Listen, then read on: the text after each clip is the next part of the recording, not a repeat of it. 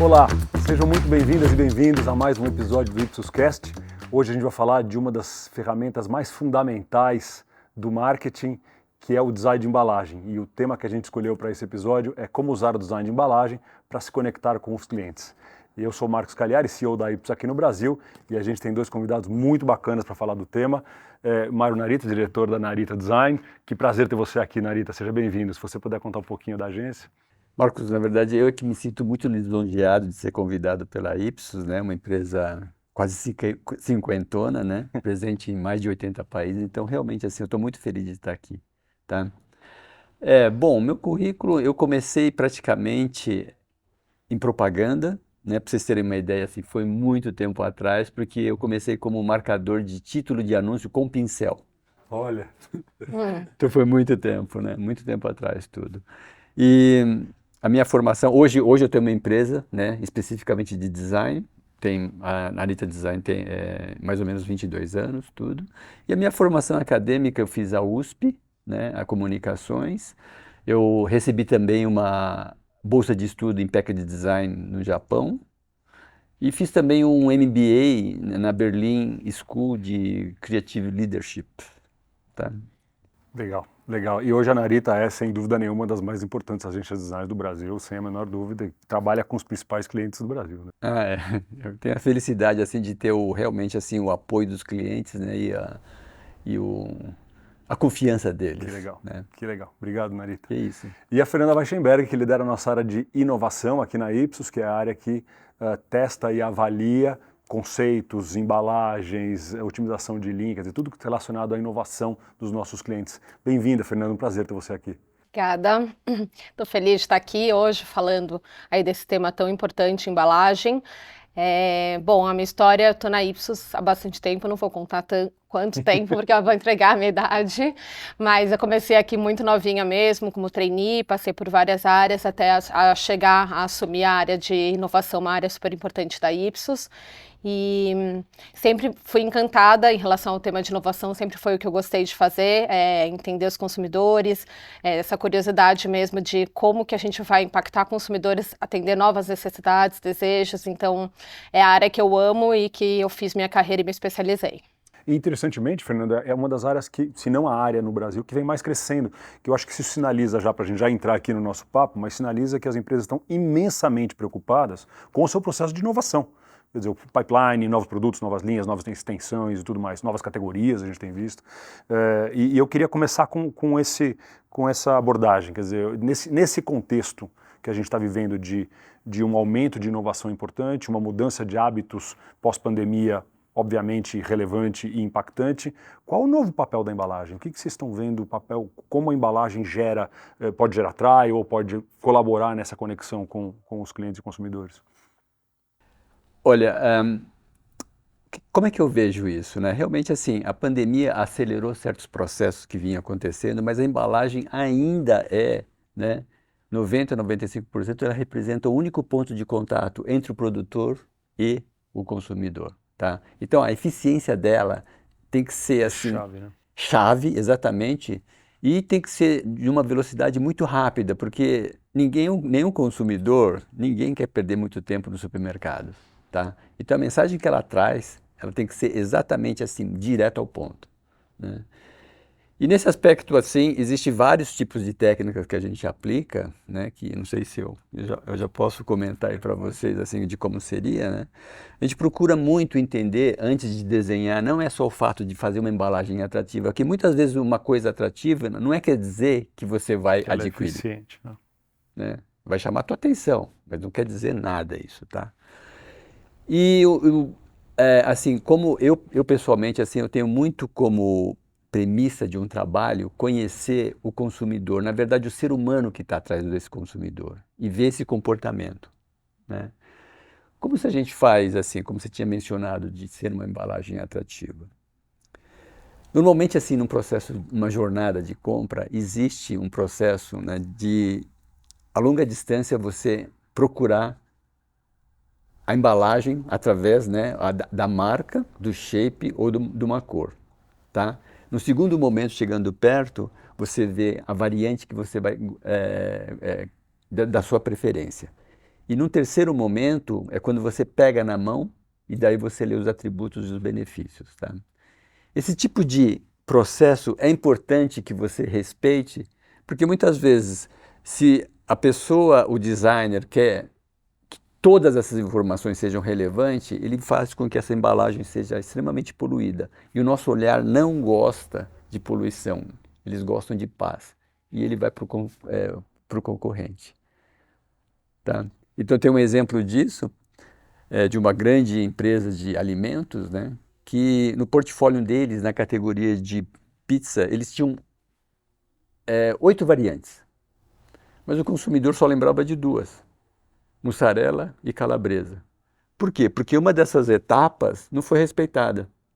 Né? Então existe um investimento grande em inovação de lançar novos produtos, mas o consumidor não vê. Né? Por quê? Porque é um hábito nosso a gente ir no supermercado e nós vamos assim, ó, eu quero aquilo e não vê mais nada. Sim. Né? Por isso que é muito importante entender os hábitos Sim. do consumidor. Quer dizer, a embalagem, o design, assim como diversas outras ações e ferramentas mercadológicas, não existe isoladamente do contexto ou do que das pessoas, né? Não existe É isoladamente. fundamental, Marco. É fundamental você conhecer o ser humano que está por trás disso. Né? Não ver um consumidor como um número qualquer.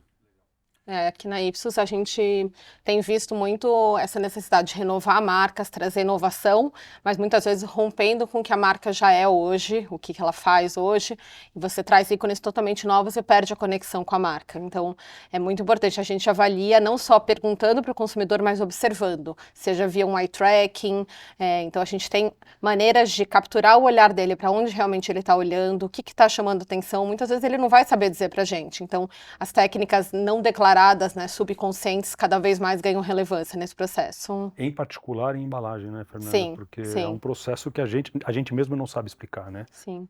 É uma compra automática, né? Um mecanismo subconsciente. O consumidor ele não sabe por que ele está indo ali, olhando ali. Então, não basta só perguntar num estudo de embalagem, a gente tem que observar. Legal. É fundamental isso, né? Porque normalmente, assim, quando você pergunta, ele racionaliza a resposta. É isso. E não é o processo natural de decisão. Exatamente, né? Normalmente uma compra, principalmente como não é uma compra prazerosa e é de necessidade, ela é muito intuitiva. É numa fração de segundo que ele vai lá, ele pega na gôndola e ele já leva embora, tá? Então por isso que é muito importante conhecer também os hábitos, né, desse ser humano. Perfeito. Perfeito. Eu queria agora falar de algumas coisas que ganharam proeminência na nossa sociedade de maneira geral e, portanto, estão afetando cada vez mais as pessoas.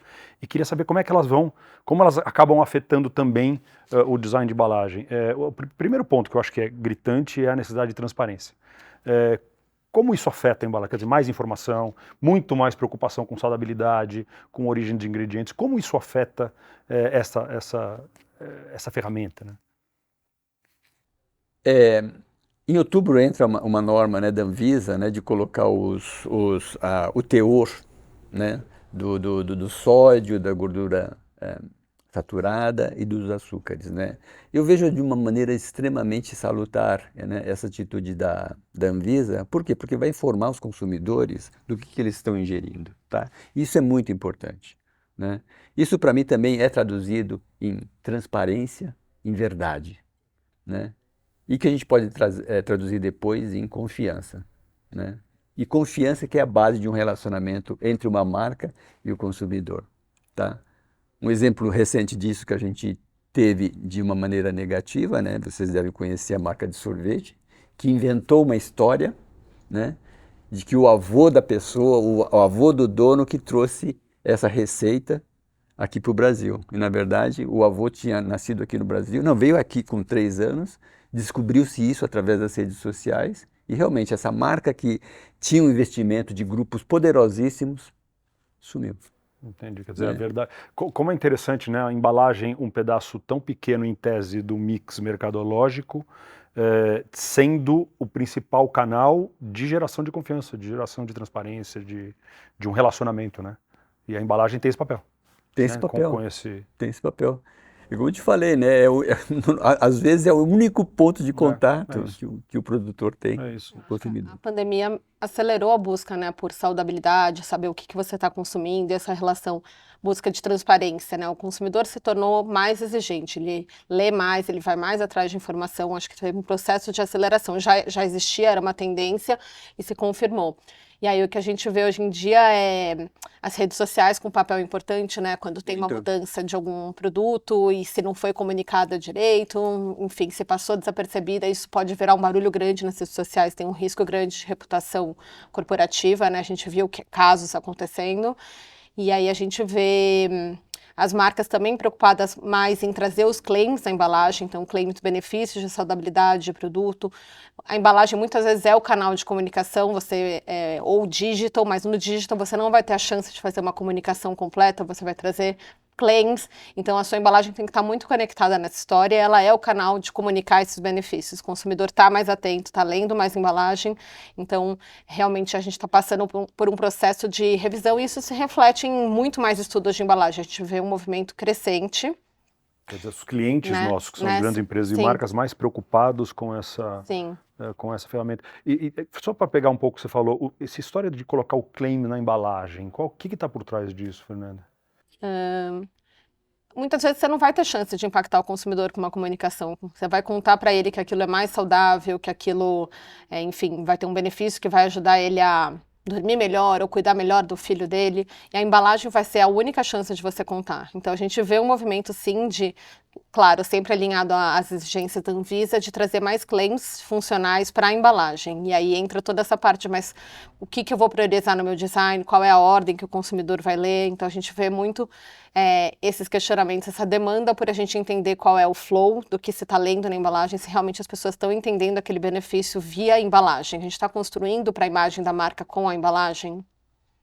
Legal. Tem um ponto só para acrescentar que eu acho bem interessante, é a tecnologia, né? Também subsidiando todo esse processo, né, de transparência.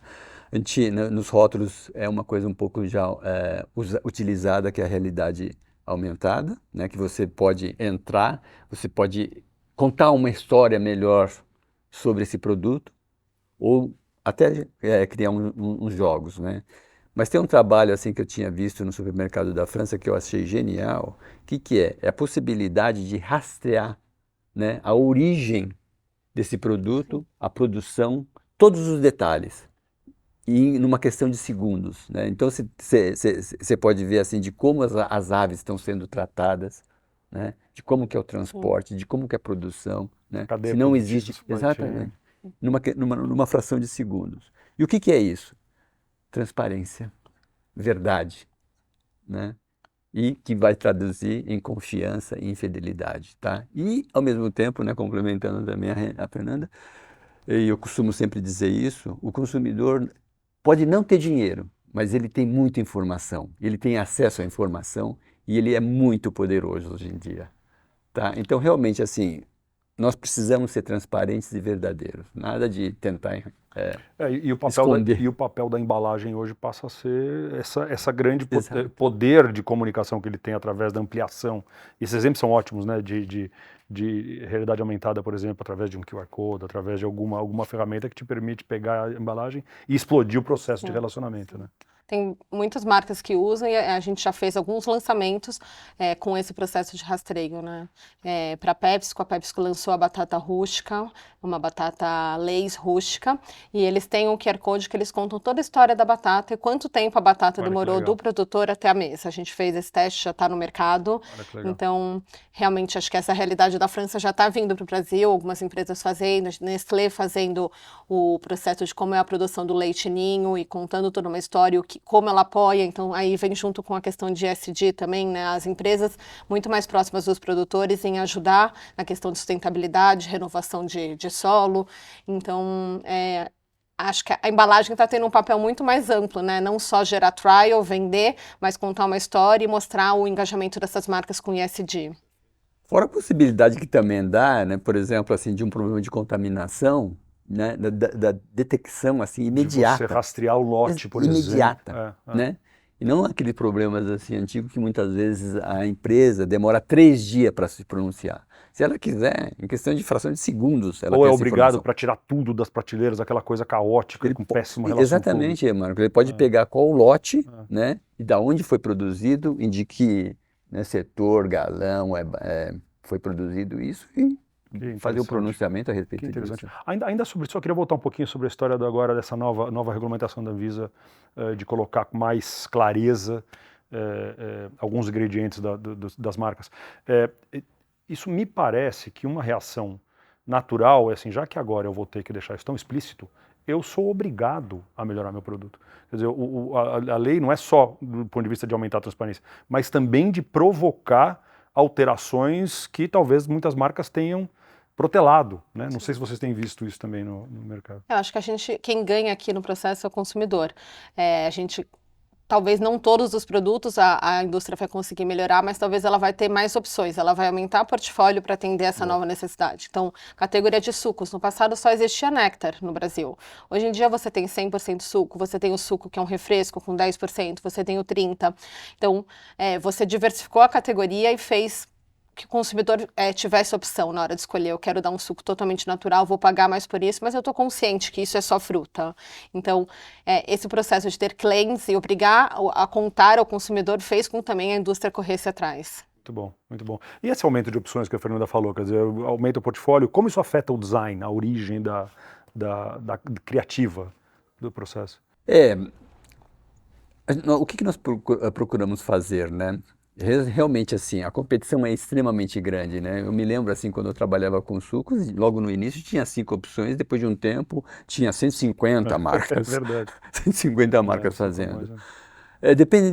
Dependendo da categoria, Marcos, o importante, assim, é entender o que realmente o consumidor quer. Por exemplo, na categoria de higiene íntima, né?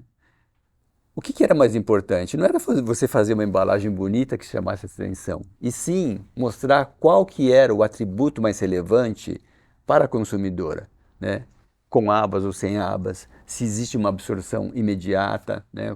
Esse tipo de informação era muito mais relevante e que, se você não souber qual a necessidade do consumidor, você começa a investir o pouco espaço que você tem em outros recursos visuais que não interessa para ele ou para ela, né? Por isso que é muito importante, em função, né, dos outros competidores, você achar um ponto que é relevante para ele, para ela, né, para que você chame a atenção dele. Perfeito. Legal. Um outro ponto que eu queria trazer, a gente começou a falar de tecnologia aqui, principalmente na tecnologia de comunicação com o consumidor, né, com o cliente. Mas também tem havido muitas evoluções do ponto de vista de tecnologia da embalagem, né, de novas tecnologias sendo incorporadas na embalagem, de técnicas de produção. Como isso afeta também o processo de relacionamento com o consumidor e de criação da embalagem? Olha, Marcos, assim, o que eu vejo, assim, realmente, assim, as embalagens chegaram num nível tecnológico em termos de proteção, né, de duração,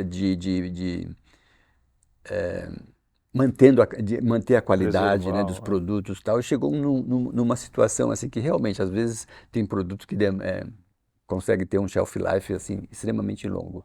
Em contrapartida, o que nós temos? Nós temos o problema da sustentabilidade, e muitas dessas embalagens, elas são constituídas de tantos elementos que depois fica muito difícil de reciclar. Então, realmente, nesse aspecto, essas indústrias vão ter que se reinventar para trazer substratos que sejam compostáveis. Eu acho que ainda nessa ideia de reinventar, né, o material, você trazer novas tecnologias e ser sustentável, eu acho que é um grande dilema aí que a gente se Há uma coloca, tensão nessas duas né, há uma coisas. tensão. Pensando aqui no case a gente também testou de canudinho de papel nos todinhos, Nescauzinhos prontos para beber. Ok, incrível, a gente está tirando quanto plástico do meio ambiente, mas por outro lado, e a experiência das crianças comendo o canudo de papel? Acontece, estraga né? o consumo, né, Estraga o se não consumo, a for experiência adequado. sensorial pode ser diferente, você pode ter pedaços de papel, você pode perder o canudo no meio do consumo, né, a criança. Então, é um dilema que a indústria tem aí de eu vou ser sustentável, enfim, vou migrar para papel sempre que eu puder, mas isso pode afetar sim, design pode afetar a Sim. experiência de consumo. E quando o consumidor está aberto, a gente vê a garrafa de água cristal, é super sustentável, a iniciativa é bacana, mas a experiência de consumo, de uma certa forma, é afetada, porque para você segurar a garrafa não é tão prático. Então, quando o consumidor ele já está pronto para abrir mão de algumas vantagens, Alguns confortos que já confortos que acostumou. ele já tem, né, de ter a garrafinha, e para se tornar mais sustentável e mais engajado aí com o meio ambiente. Perfeito.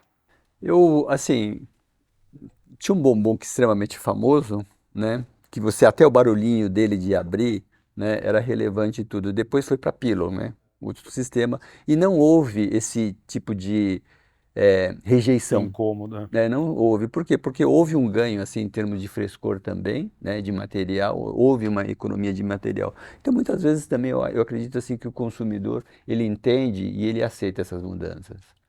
Em alguns casos, a gente vê um movimento de voltar retornáveis, bebidas retornáveis, então a indústria estimulando e dando vantagens para o consumidor. Você vai ter um trabalho um pouco maior, mas você está ajudando o meio ambiente e ainda você tem uma vantagem financeira para fazer essa troca, para devolver.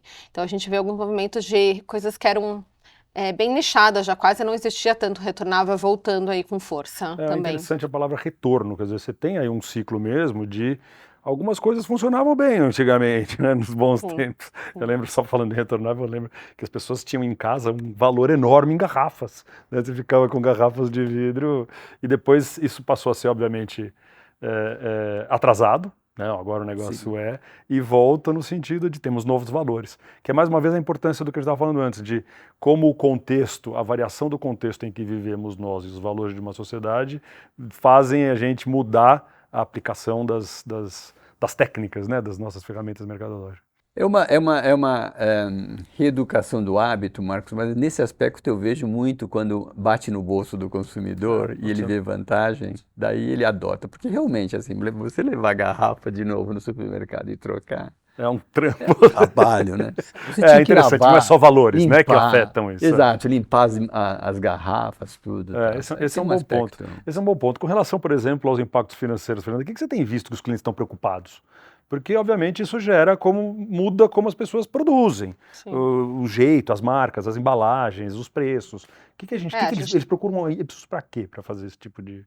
A gente está num cenário aí de não tanto inflacionário, mas um cenário em que a renda não cresceu tão proporcionalmente, e aí o consumidor ele é hoje em dia muito mais racional, ele faz conta de gramas, litros, o custo, então tem uma troca muito maior aí na indústria entre marcas, aconteceu e ela segue acontecendo, né? Hoje você não tem uma lealdade tão grande a uma marca, se a outra está 15, 20% você muda. E a indústria como um todo está sofrendo um processo aí, está sofrendo, na verdade, com uma pressão ainda inflacionária de insumos, né, ainda remanescentes da pandemia, e para não repassar preço para o consumidor, a gente vê um movimento muito grande de downsizing. Então, você reduz a quantidade de produtos, né, a gramatura ou a quantidade de itens dentro de uma embalagem para não repassar o preço. Você mantém o mesmo patamar de preço, aquela barreira psicológica, né, de um determinado preço, ela não é ultrapassada, mas você está diminuindo a quantidade que o consumidor compra. Uma forma, no final, de repassar preço. E aí, ainda sobre a questão de transparência, né?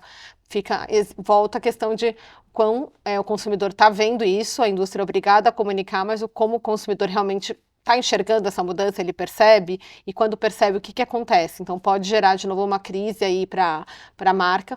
E aí, por outro lado, o que a marca pode oferecer em contrapartida, né? Talvez a embalagem possa trazer uma melhor experiência de consumo, ou você trazer algum claim mais forte que o consumidor entenda, tudo bem, reduzir um pouco, mas esse produto é super saudável, ele tem algum benefício para mim, então você por uma outra forma, com outro benefício. Sim. Mas eu ainda acho que mesmo você mudar o processo produtivo, ou tamanho, ou quantidade, por exemplo, também, como maneira de manter o affordability, né, manter o acesso à marca e ao produto, pode ser visto como benefício. E isso, para mim, ele é um argumento em favor da transparência total. Sim. Porque as marcas poderiam se beneficiar disso. Olha, eu estou fazendo um baita esforço aqui, estou lançando, estou investindo, para conseguir manter a minha marca ainda acessível, senão ela vai ficar mais cara e vai ultrapassar o preço que vocês estão querendo pagar. Quer dizer, ainda assim, para mim é um argumento, mais um argumento em favor da transparência. Aí, por outro lado, a gente vê também um movimento muito grande de diversificação de sortimento, portfólio. Então, as empresas estão buscando se adequar melhor aos canais. Então, você ter uma variedade, mesmo num canal como um atacarejo, por exemplo, que cresceu, você não vai ter só o tamanho enorme, porque você tem um consumidor que está mais sensível a preço e talvez naquele dia, para aquela compra, você perca esse consumidor se você não tiver uma escala um pouco menor. Então, a gente vê uma altíssima procura aqui por estudos aí de revisão de portfólio, de ter os SKUs corretos no canal correto e mesmo SKUs de desembolso para categorias que não trabalhavam com isso, né? Então, lançando, por exemplo, medicamentos com duas doses somente, um medicamento que em geral é vendido com 30, hoje em dia com 2, né? É uma forma de fazer com que o consumidor entre na sua marca e não vá para um genérico, por exemplo. Então, esse movimento é realmente muito forte. Perfeito. Eu queria agora abordar um tema que vocês dois falaram, mas eu queria jogar uma luz sobre ele, que é o tema da experiência, tanto de compra quanto de consumo, né? Eu acho que aqui a gente falou, por exemplo, a experiência de compra de uma vasilhame retornável, uma experiência difícil, danosa, penosa, ou de consumo, quando a gente está falando de um canudo que ainda não está totalmente desenvolvido de papel, pode ser prejudicial. Como vocês têm visto essa evolução da experiência, em particular vis-à-vis, né, o ESG como pano de fundo, né, que tende a dificultar sobre certo aspecto o conforto, né? O que vocês têm visto isso como uma tendência, a preocupação com a experiência nas marcas? Como as marcas e clientes têm olhado a preocupação com a experiência? Então, Marcos, nós fizemos um estudo para uma farinha, né, onde nós utilizamos a antroposofia visual, que basicamente assim é uma metodologia que estuda atitudes, né, e comportamento das pessoas através dos objetos, né, e do espaço e da maneira que ele lida, né, com o universo dele e tudo e tal. E visitamos as casas, né, das donas de casa. O que nós percebemos? O cliente ele queria usar uma caixa de papelão. Por quê? Porque tem um display melhor no ponto de venda e é muito mais nobre. Tá? A primeira constatação que nós vimos é que a grande maioria tem cozinhas pequenas e colocavam, para fazer o bolo nesse caso, a embalagem na pia. E o que acontecia? Né? Ela ficava mole, absorvia a água e não servia. Outro ponto de observação que nós vimos é de como elas estocavam as farinhas abertas, todas com um pregador de roupa. Entendeu? Uhum. Aí existia uma possibilidade muito grande de você adotar o stand-up pouch, aquela embalagem que você tem um zíper em cima e tal, né? E daí isso daí é uma questão depois de ver se vale a pena em questão de custo ou não.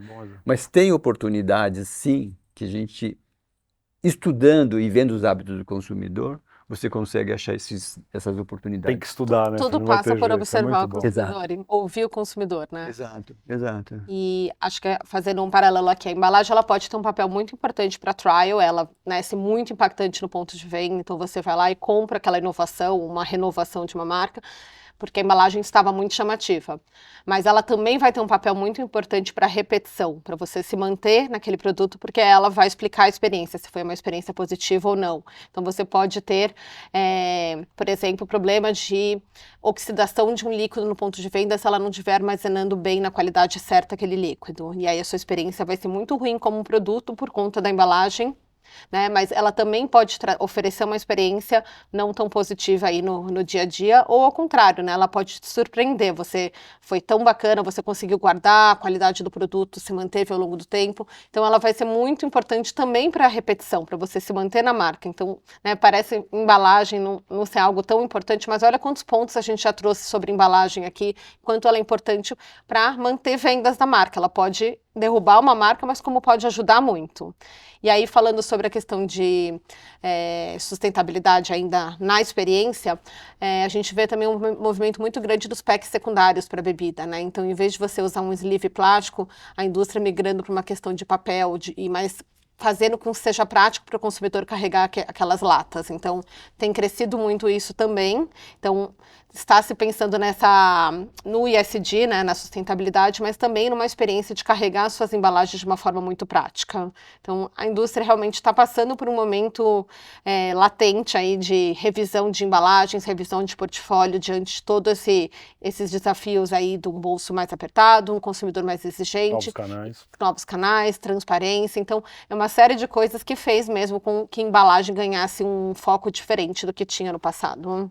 Eu acho que nesse aspecto vale a pena mencionar, assim, uma grande empresa como a Unilever, ela se propõe até 2025, né, cortar metade das embalagens virgens que elas têm, né? Realmente, assim, eu sinto que é uma atitude walk the talk bem significativa, porque nesse processo você vai perder pontos de lucratividade, tá?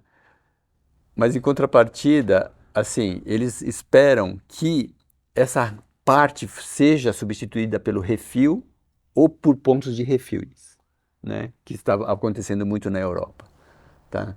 Mas são atitudes assim que, ao meu ver, assim, só beneficiam a imagem dessas empresas, né? E que não são simples greenwash.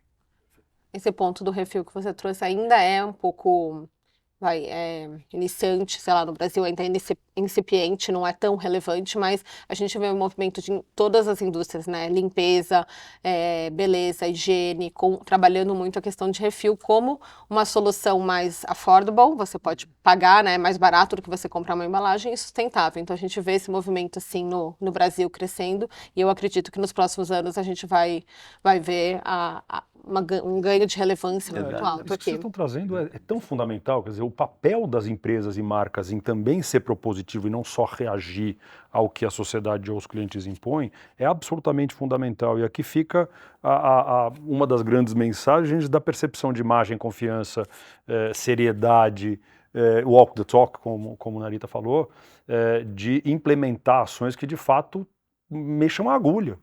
Porque enquanto for isso absolutamente um nicho ou só alguém ou de fato grupos muito mais preocupados, as coisas não vão evoluir na velocidade que deveriam evoluir, né? A gente vê isso em diversos setores. E eu acho que fica aqui a mensagem claríssima para marcas e clientes, para marcas e grandes empresas, que de fato ajam no seu portfólio proativamente e não só reativamente também. Acho que esse é um ponto muito, muito interessante que estão trazendo. Esse aspecto, assim, não só exigir das empresas, né, esse tipo de ação, mas também que o consumidor se ele conscientize, né, de que ele tem um papel relevante nessa história também do ESG, né, de proteger o ambiente, né, que o planeta só, ele é finito, né, do jeito que está indo e tal, e pode acabar, né. O que eu falo isso? Na maneira, assim, de como você separa o lixo, né, que muitas vezes o lixo seco com o lixo orgânico, eles juntos, eles se auto-inutilizam, né? Eles viram rejeitos, tá? Se você não tiver esse tipo de consciência, não adianta nada, né? A indústria fazer todo esse movimento e depois na hora do consumidor a gente juntar e jogar, tal, né? Perfeito. Isso é um ponto muito, muito relevante que está acontecendo, né? O papel Bastante. de cada um e com uma atividade que tem que fazer, né? Quer dizer, vamos combinar. E aí, Fernando, acho que vem a parte que ele estava dizendo de entender como é que é a vida real das pessoas e como é que cada um de nós pode ajudar nesse processo, né? Inclusive as marcas e empresas. Teve um caso assim que eu achei bem interessante, né? Porque um cliente ele chegou para mim e falou assim: olha, Narita, vamos usar essa embalagem aqui, né? Transparente, plástico transparente, que ela é sustentável, né? Então, depois eu comentei assim: o grande problema desse tipo de embalagem é na cooperativa. Depois, o que acontece? Tem certos tipos de embalagem, PET assim, que é transparente, que é reciclável, mas tem várias que tem outros polímeros que impossibilita a reciclagem. Na cooperativa de seleção, o que a pessoa faz? Como ele vê e ele não tem o poder assim de análise imediata, ele joga tudo junto e aquela embalagem que pretensamente era reciclável deixa de ser, porque ele vira rejeito, né? Aí também entra, eu acho assim que o governo poderia subsidiar talvez scanner, como existe lá no exterior, de que esse scanner, ele já automaticamente ele ajuda a dividir esse tipo de material. Porque o pessoal o recurso que esse pessoal tem é um recurso só visual, né? E é muito difícil de detectar o material que tem dentro. Eu acho que para o Brasil é uma realidade bem distante ainda, né? Realmente ter uma reciclagem massiva, a gente ainda tem muitas outras questões primárias antes, né? Infelizmente, mas acho que as empresas podem ser parte disso, devem ser parte disso, e o consumidor cada vez mais se conscientizar e participar junto. E o governo também. Sim, tudo É. com o aval do governo. Exato. Responsabilidade de todos. Narita, para a gente acabar, eu queria ouvir de você o que você vê como tendência. Qual é o futuro do design de embalagem e da relação com os consumidores? E depois, Fernanda, peço a você que você traga a visão o que as empresas têm que ficar preocupadas do ponto de vista dos clientes, dos consumidores. Olha, assim, o que eu vejo, né? Durante a pandemia eu fiquei em casa e eu fiquei bobo de ver a quantidade de plástico, lixo que a gente produz, né? E essas bandejas de isopor também. É uma Quando você está em casa, enormidade. você vê, né? Quando você fica em casa, nossa, eu fiquei abismado, tá? O que acontece? Felizmente existem, né, já empresas correndo atrás para tentar substituir o isopor, que é baratíssimo. O grande problema é por outro material biodegradável, que custa muito, muito mais caro, mas também não tem quase nenhum impacto, né, de decomposição na natureza. Então, uma tendência muito, muito forte em termos de embalagem é tentar criar materiais, substratos, né, que facilitem a decomposição. Realmente, assim, são embalagens, né, como a Fernanda mencionou, no sentido assim de cada vez mais o bolso está ficando apertado, né? E essa tentativa assim de ter o refil também como opção, né? De não ter tantas embalagens, sempre no sentido de economizar e de poder contribuir para não ter um grande impacto na natureza. Eu acho que assim a grande tendência, na minha opinião, assim, tem muito a ver com essa parte assim de sustentabilidade, né? Que a embalagem é o grande vilão em termos assim de quando se fala em poluição. E o consumo das famílias é a embalagem, né? A embalagem. Exatamente. Tá falado. Narita, muito obrigado, Fernanda. Bom, o que eu vejo como tendência é cada vez menos budgets para super comunicações, TV, né, perdendo a relevância, TV aberta, e aí a embalagem sendo parte crucial de um relançamento, uma renovação de uma marca tradicional. Ela vai ajudar a contar a história junto com outros canais. Então, é fundamental que essa embalagem esteja integrada aí a toda uma história que a gente quer passar. Além disso, a embalagem como parte importante de inovações mesmo. Então, clientes pensando em formatos, por exemplo, shots, né? Então, você tomando bebidas em shots. Então, o formato que você vai oferecer a embalagem, ela vai tá muito conectado com a experiência de produto, o que é o produto. E aí também acho que testando as inovações via embalagem com co-branding, então a gente tem visto muito co-brands, então Brahma com Boticário, a gente viu o case lá de Fini com Carmel, enfim, muitos cases de co-branding, e quem está gerando todo o buzz, quem está contando essa história é a embalagem, né? Não teve comunicação disso, né? Apareceu no ponto de venda e virou um buzz, uma loucura, todo mundo atrás do produto. Então, cada vez mais a embalagem vai ser parte fundamental desse processo de inovação, do que a gente vai contar. Provocando conversa, né? Provocando conversas e estando conectada com outras fontes de comunicação aí com o consumidor. É incrível a riqueza que esse tema que a gente trouxe aqui hoje traz, né? A gente começa falando de embalagem, a gente fala de nutrição, de engenharia, de química, de sustentabilidade, de ciência comportamental, de economia e finanças, né?